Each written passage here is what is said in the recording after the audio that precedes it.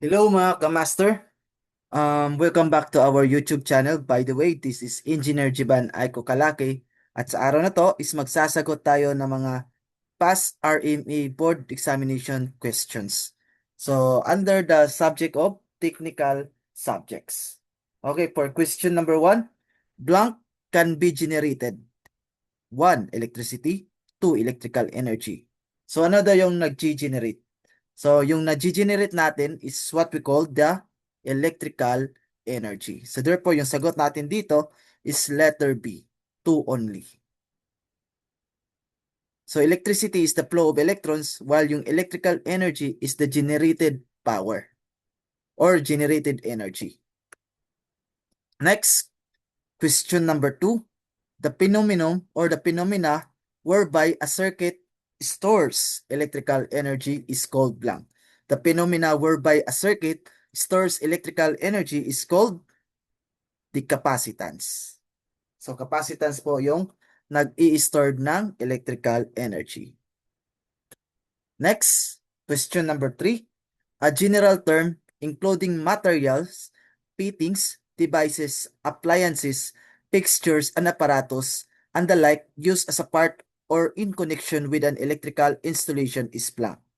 A general term including materials, fittings, devices, appliances, fixtures, apparatus, and the like used as a part as a, as a part or in connection with an electrical installation is blank.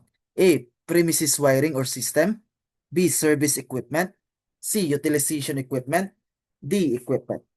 So a general term including material, fittings, devices, appliances, fixtures, and apparatus is what we call equipment. So equipment po yung general definition ng material, fittings, devices, appliances, etc. Okay, next.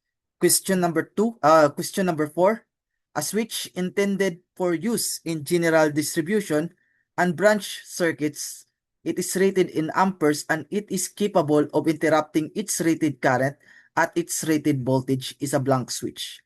A switch intended for use in general distribution and branch circuit, it is rated in amperes and it is capable of interrupting its rated current at its rated voltage is a blank switch. A. Bypass isolation. B. General use. C. Isolating. D. Transfer. So meron na tayong keyword dito, engineer, no? A switch intended for use in general. So that is general use switch. And that is letter B. Okay, next. Question number 5. The permanent joining of metallic parts to form an electrically conductive path that will ensure electrical continuity and the capacity to conduct simply any current likely to be imposed is known as blank.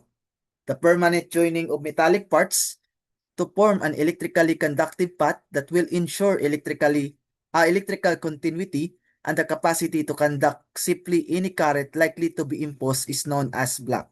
A. Ordinary top joint. B. Scarf joint. C. Britannia joint. D. Banding. So ano yung keyword natin dito?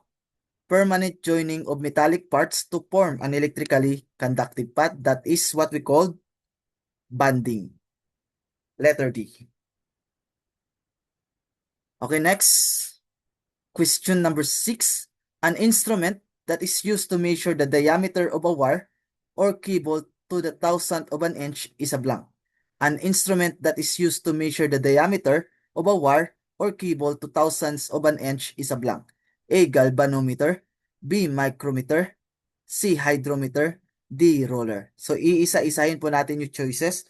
So, option A natin is galvanometer. So, ano yung definition ng galvanometer? A galvanometer detects and measures small amounts of current in an electrical circuit. Micrometer naman measures the diameter of a wire or cable. Hydrometer measures relative density of liquids. And roller measures length. So therefore, yung sagot natin dito is letter B, micrometer. Okay, next. Question number 7. A squirrel cage motor can be started at pole voltage. 1. Design A. 2. Design B. 3. Design C. 4. Design D. So, yung choices natin dito is A. 1 only, B, 1 and 2 only, C, 3 and 4 only, D, 1, 2, 3, and 4. So yung sagot natin dito is letter D. Design A, B, C, and D can be started at pole voltage. Okay, next. Blank is a braking system for an electric motor. Blank is a braking system for an electric motor. 1. Friction braking. 2. Plugging. 3. Dynamic braking. So yung option natin is A, 1 only, B, 3 only, C, 1 and 3, D, 1, 2, and 3. So a braking system for an electric motor is friction, plugging, and dynamic braking. That is letter D. Okay, next, question number 9. A circuit breaker that has purposely introduced a delay in the tripping action and which delay decreases as the magnitude of the current increases is a blank circuit breaker. Ulitin natin. A circuit breaker that has purposely introduced a delay in the tripping action and which delay decreases as the magnitude of the current increases is a blank circuit breaker. A. Inverse time. B. Adjustable. C. Control vented. D. Vented power. So a circuit breaker that has purposely introduced a delay in the tripping action, it is what we call the inverse time circuit breaker. Okay, next, question number 10. Blank are permitted to protect motor branch conductor from overload. Blank are permitted to protect motor branch conductor from overload. 1. Thermal relay. 2. Inverse time circuit breaker. C. Time delay fuses. So yung sagot natin dito is 1, 2, and 3. So thermal relay, inverse time circuit breaker, and time delay fuses are permitted to protect motor branch conductor. Okay, next. Question number 11. The power factor of an incandescent light bulb will be blank. A. Unity. B. 0.7 leading. C. 0.7 lagging. D. 0. So the power factor of an incandescent light bulb will be unity, or that is letter E. Next, question number 12. A transformer would most likely have blank efficiency. A transformer would most likely have a blank efficiency. E, 60%, B, 70%, C, 80%, D, 90%. So yung ideal efficiency ng transformer is 90%. And that is letter D. Okay, next. Question number 13. When alternating current flows through a conductor, there is an inductive action that causes the current in the conductor to be forced toward the outer surface. The current is greater at the surface than at the center of the conductor. This blank will cause the resistance in the conductor to increase due to the increased heating of the conductor. Ulitin natin. When alternating current flows through a conductor, there is an inductive action that causes the current in the conductor to be forced toward the outer surface. The current is greater at the surface than at the center of the conductor. This blank will cause the resistance in the conductor to increase due to the increased heating of the conductor. A. Capacitive effect. C. Scan effect. D. Conductive effects. D. Outer effects. So yung keyword natin dito is inductive action that causes the current in the conductor to be forced toward the outer surface. So yung definition na yan is what we call the scan effects. Letter B. Okay, next. Question number 14. A value assigned to a circuit or system for the purpose of conveniently designating its voltage class is blank.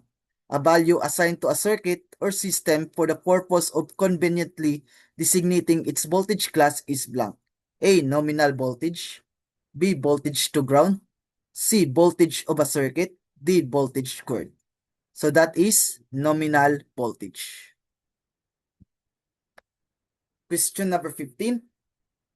A type of AC motor that runs at a constant speed and is used for such purposes as an electric clock motor is a blank motor. Ulitin natin. A type of AC motor that runs at a constant speed and is used for such purposes as an electric clock motor is a blank motor? A. AC squirrel cage. B. AC induction. C. Wound rotor induction. D. Synchronous motor. So yung keyword natin dito is AC motor that runs at a constant speed is what we call the synchronous motor. Okay, next, question number 16.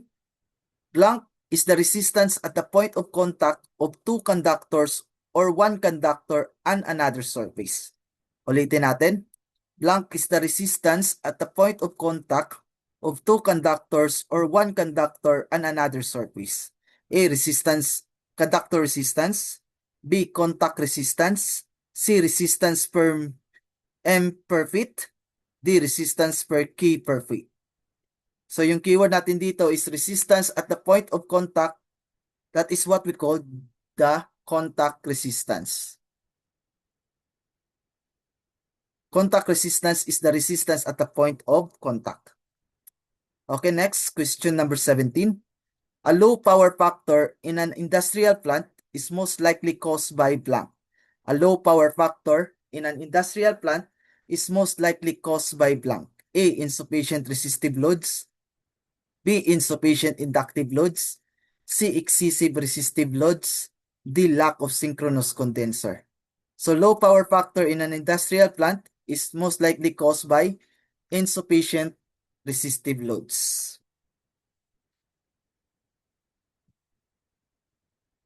Okay, next, question number 18. Where lighting outlets are installed in interior stairways, there shall be a wall switch at each floor level to control the lighting where the difference between floor level is blank steps or more. Ulitin natin. Where lighting outlets are installed in interior stairways, there shall be a wall switch at each floor level to control the lighting where the difference between floor level is blank steps or more. A. 2, B. 4, C. 6, D. 8. So difference between floor level is 6 steps or more. So yan, ito po yung sagot natin dito. Letter C, 6. Question number 19. A voltage or current that is reversed at regular intervals is called blank voltage or current. Ulitin natin. A voltage or current that is reversed at regular intervals is called blank voltage or current. 1. Direct. 2. Steady state. 3. Sinusoidal. So mayroon tayong two common types of current. So pinakaunang type natin is direct current. So isang direction lang siya. So we have positive and negative. So that is one direction. And then yung pangalawa natin is alternating current. So it is sinusoidal. It is moving upward, downward, and so on and so forth. Sinasabi dito sa problem, reverse at regular intervals. So nagre-reverse. So ang tawag natin sa current na yan is alternating current or sinusoidal current. Okay, next. Question number 20. Of the following blank is a false statement. Of the following, blank is a false statement. A. The term kilowatt indicates the measure of power which is all available for work. B. The term kilovolt amperes indicate the apparent power made up of an energy component and a wattless or induction component. C. In an industrial plant, lower power factor is usually due to underloaded induction motor. And D. The power factor of a motor is much greater at partial load than at full load. So iisa-isahin po natin yung mga choices kung which choices dito is a false statement. So let's start with letter A. The term kilowatt indicates the measure of power which is all available for work. So that is true. Letter B. The term kilovolt amperes indicates the apparent power made up of an energy component and wattless or induction component. That is true. Letter C. In an industrial plant, lower power factor is usually due to underloaded induction motor. That is true. And the power factor, and letter D, the power factor of a motor, it's much greater at partial load than at full load. So that is false. So yung sagot natin dito is letter D. The power factor of a motor is much greater at partial load than at full load.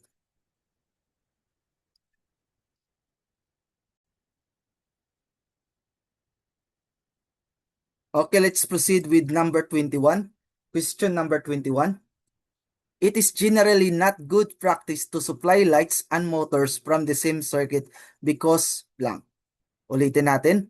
It is generally not good practice to supply lights and motor from the same circuit because blank. A. Lamps for satisfactory service must operate within closer voltage limit than motors. Then B. Overload and short circuit are more common on motor circuits. C. When motors are started, the large starting current causes a voltage drop on the circuit and the lights will blink or burn dim. And letter D, all of this. So sabi dito sa problem, hindi daw good practice na pagsabayin yung lighting at saka motor sa iisang circuit because, so iisa-isahin natin yung choices. So sabi dito sa choices letter A or sabi dito sa letter A, lamps for satisfactory service must operate within closer voltage limit than motors. So that is true. So kailangan yung voltage hindi talaga paghahatian ng lighting at saka motor. Since closer voltage limit po yung mga lamps natin. So ang mangyayari dito, yung voltage is mas mapupunta dun sa motor kaysa dun sa ating lightings. Pangalawa or letter B, overloads and short circuit are more common on motor circuits. So that is true. So yung motor circuit natin or yung mga motors natin are prone for overloading and short circuit failure. Then next, letter C, when motors are started, the large starting current causes a voltage drop on the circuit and the light will blink or burn dim. So tama po ito. So kapag nagtatakbo po yung motor, yung starting current is napupunta or yung large starting current is napupunta lahat dun sa motor. So mangyayari, maliit na lang na current yung napupunta sa lighting and this cause flickering or burning of lights. And D, all of this. So yung lahat ng choices A, B, C are all correct. So therefore yung sagot natin dito is letter D, all of this. So question number 22. In general, motors are designed to operate in maximum ambient temperature of blank unless specifically designed for a higher temperature. So maximum ambient temperature natin sa mga motors is 40 degrees Celsius. That is letter D. So question number 23. A type of single-phase motor that can be operated on either AC or DC is a blank motor. A type of single-phase motor that can be operated on either AC or DC is a blank motor. A. Multi-speed. B. Capacitor start. C. Universal. D. Repulsion induction. So a single-phase motor that can be operated in either AC or DC is what we call the what we call the universal motor, and that is letter C. Question number 24. For screw shell devices with attached leads, the conductor attached to the screw shell can be blank in color. Ulitin natin. For screw shell devices with attached leads, the conductor attached to the screw shell can be blank in color. A. White or gray. B. Orange. C. Green. D. Black. So yung sagot natin dito is letter A. White or gray. Next, question number 25. A switch, when intended for isolating an electric circuit from the source of power that has no interrupting rating, and it is intended to be operated only after the circuit has been opened by some other means, is a blank switch. Ulitin natin. A switch, when intended for isolating an electric circuit from the source of power that has no interrupting rating, and it is intended to be operated only after the circuit has been opened by some other means is a blank switch. A. Isolating. B. Bypass isolation switch. C. General use switch. D. Transfer switch. So yung keyword natin is a switch intended for isolating an electric circuit. It is what we call the isolating switch. Next, question number 26. Not readily accessible to person unless special means for access are used is blank.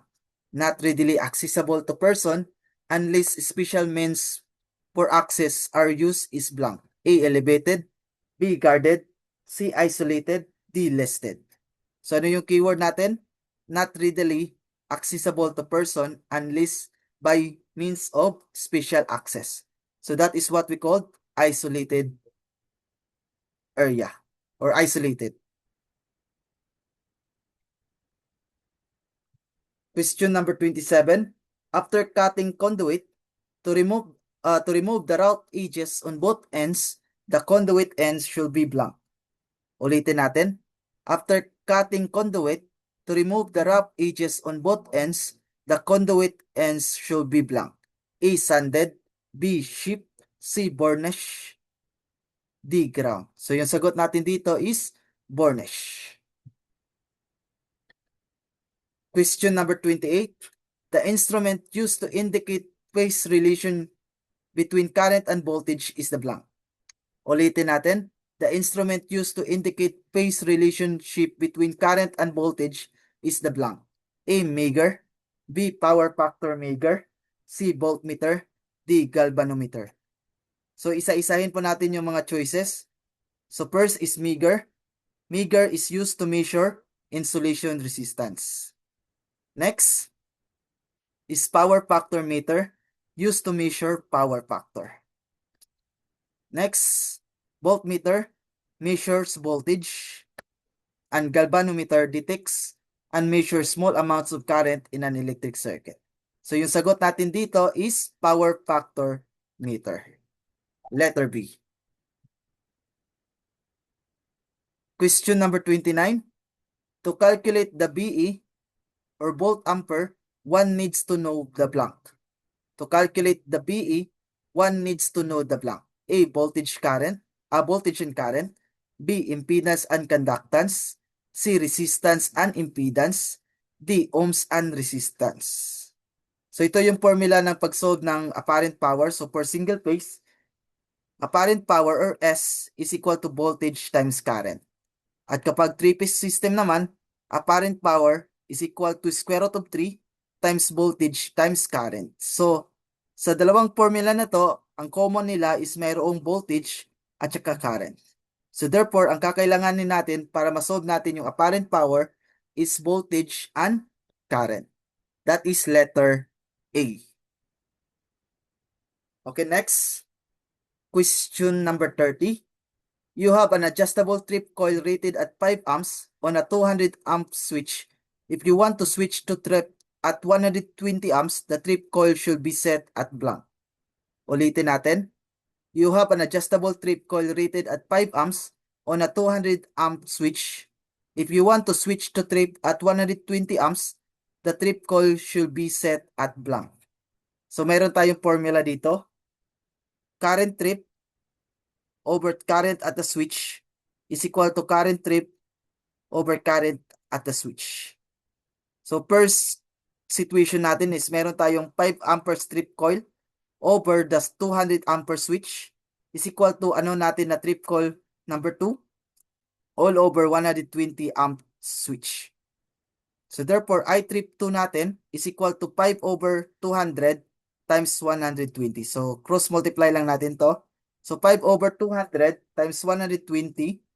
So using our calculator, mga kamasters, so we have 5 over 200 times 120. So equal natin. So we have a result of 3 amperes. So that is letter B. Question number 31.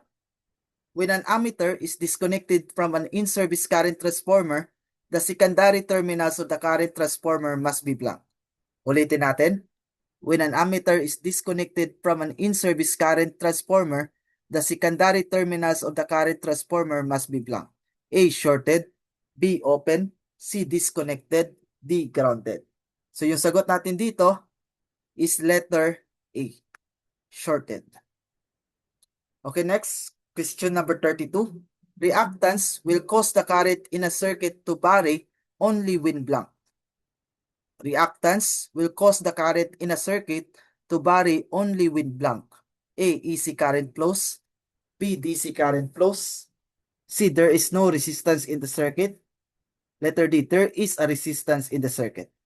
So reactance will cause the current in a circuit to vary only when alternating current flows. That is letter A. Okay, next. Question number 33. Motors 1/3, 1/4, and 1/8 HP are connected in parallel. Those motor delivers a total of blank. So, simple lang yung gagawin natin. Isa-sum up lang natin yung mga rating ng motor. So, we have 1/3 plus 1/4 plus 1/8. So, using our calculator, may makukuha tayong sagot dito na 17/24. So, confirm lang natin. 1/3 plus 1/4 plus 1/8. So equal natin. So that would result to 17/24. And that is letter C. So question number 34. The force which moves electrons from atom to atom through a closed conducting path is called blank. The force which moves electrons from atom to atom through a closed conducting path is called blank. A. Flux. B. Resistance. C. Admittance. D. EMF or electromotive force. So yung keyword natin dito is force which moves electrons from atom to atom. That is what we call the EMF or electromotive force. Letter D. Okay, next. Question number 35. The advantage of a 240 volt system compared with a 120 volt system of the same wattage is blank. An advantage of a 240 volt system compared with a 120 volt system of the same wattage is blank. A. Reduced voltage drop. B. Reduced power use. C. Large current. D. Lower electrical pressure. So sabi dito sa problem, ano daw yung advantage ng 240 volt system compared with a 120 volt system? So simple lang yung gagawin natin dito.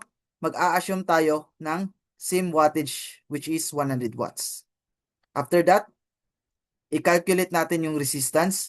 So we have resistance 1 is equal to 240 squared over 100. So using our calculator, makukuha nating result dito is 576 ohms.